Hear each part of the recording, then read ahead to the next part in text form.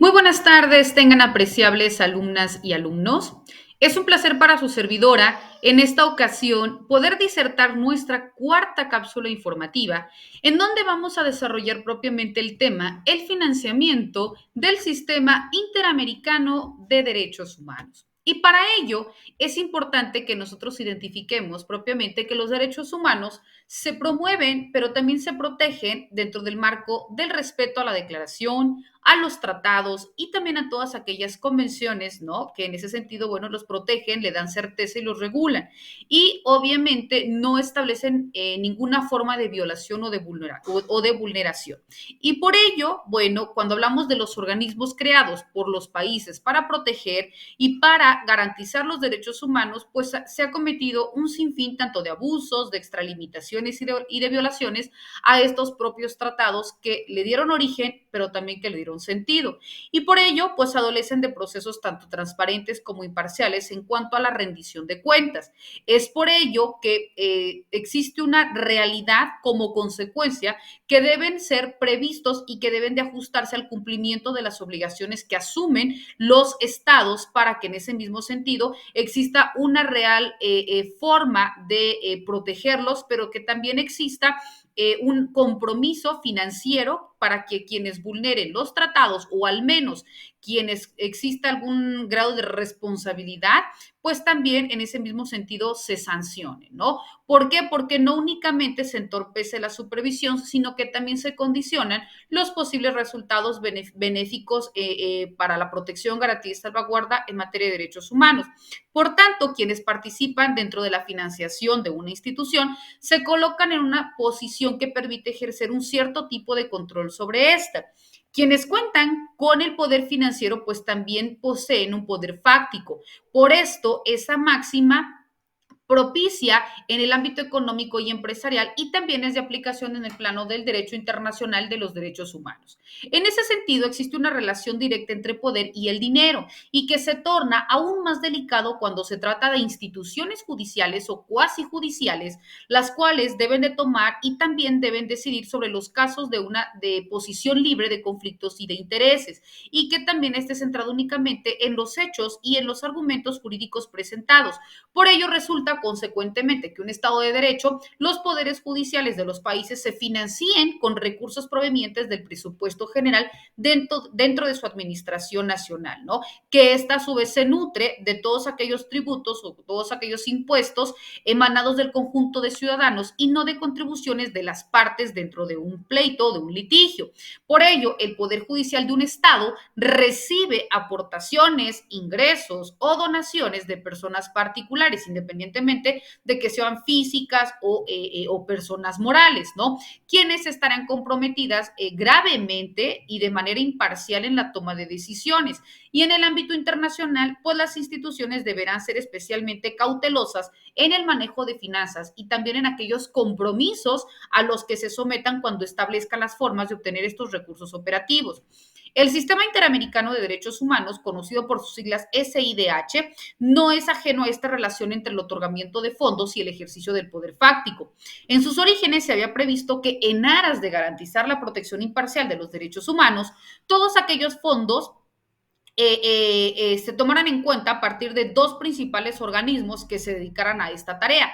Por un lado, se encontraría la Comisión Interamericana de los Derechos Humanos, conocida por sus siglas CIDH, y la Corte Interamericana de los Derechos Humanos, conocida por sus siglas Corte IDH, ¿no? Y debían ser otorgados directamente por la Organización de los Estados Americanos, OEA, con cargo al presupuesto general, de forma que estas entidades pues no dependieran inmediatamente de contribuciones directas de los estados supervisados. Esto para poder evitar conflictos de intereses al momento de resolver alguna litis, ¿no? El repetido reclamo realizado desde hace varios años por los órganos del sistema, pues exigieron mayor presupuesto, ha tenido una forma parcial en los Estados miembros de la OEA.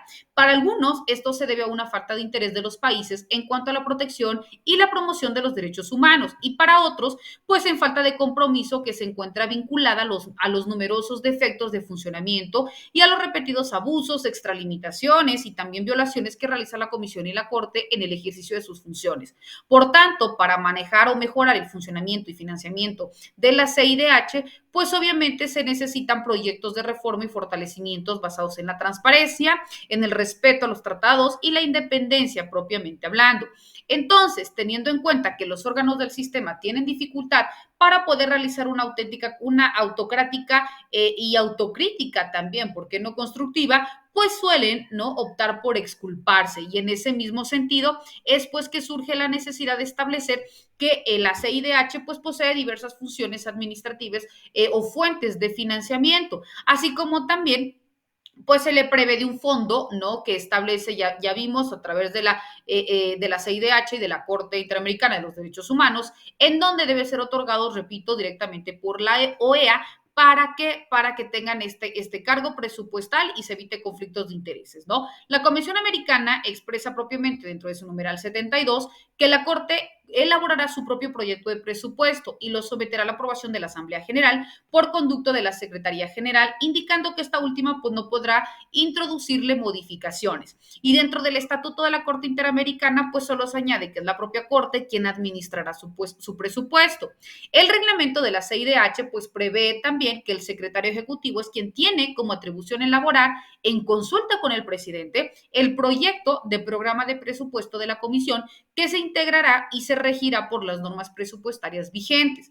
El financiamiento del SIDH es mixto. ¿Por qué? Porque está compuesto por una parte de las contribuciones que realiza la OEA, que se le conoce como fondo regular, y por otro lado por las contribuciones que realizan los Estados miembros, que se le conoce como SIDH, que son países extracontinentales, empresas privadas y organismos no gubernamentales, ¿no? Aquellos que son llamados fondos específicos entre la CIDH y también las contribuciones extraordinarias en la Corte de la CIDH, ¿verdad? Cuando hablamos del presupuesto del IDH, vienen fondos regulares y fondos específicos o contribuciones extraordinarias. Cuando hablamos de los fondos regulares, entra el fondo regular y que está constituido principalmente por los Estados miembros de la OEA, que son aquellos que fungen como miembros recaudados, ¿no? Incluyen también los aportes de otros fondos por servicios de dirección técnica y por apoyo administrado por la Secretaría General. Todos estos recursos que reciben son para fines no especificados y que se tendrán como ingresos variados por el fondo regular. Ahora, cuando hablamos de los fondos específicos, son contribuciones extraordinarias y ahí se indica pues que los ingresos extraordinarios o también conocidos como fondos específicos, repito, provienen de aportaciones voluntarias de los estados, de proyectos de cooperación internacional y también de aportes voluntarios de otras instituciones, ¿no? Como las ONG. La Corte Interamericana de los Derechos Humanos vemos que es el órgano del sistema que más se demoró en comenzar por esfuerzos a partir de divulgar información acerca de su funcionamiento y que por tanto es hasta el 2013 donde se tuvo acceso a su informe anual y también a cifras y números claros acerca de sus finanzas. Y también, bueno, ahí nos da un parteaguas de cómo empieza a tomar operancia o cómo destina los recursos y también cómo pueden ser medibles los resultados. En tanto que la Corte Interamericana de los Derechos Humanos, la información publicada por esta permite una mejora en cuanto a la visibilidad de la evolución de la composición de sus aportes y que a diferencia de la CIDH, ¿no? La Corte pues publica desde hace varios años el informe anual a detalle de su presupuesto, donde establece las aportaciones extraordinarias siempre que fueran importantes para el funcionamiento de la Corte. Bueno, apreciables alumnas y alumnos, vemos que estos y otros temas son también los que de manera muy puntual continuaremos disertando tanto en nuestras sesiones virtuales y también en caso de que exista alguna duda, algún comentario o alguna aportación, también con muchísimo gusto pueden hacérmelo extensivo de manera particular a través de mi WhatsApp personal o en su defecto a través de nuestro grupo de WhatsApp. Quedando como siempre a sus apreciables órdenes y deseándole que tengan una excelente tarde. Hasta luego.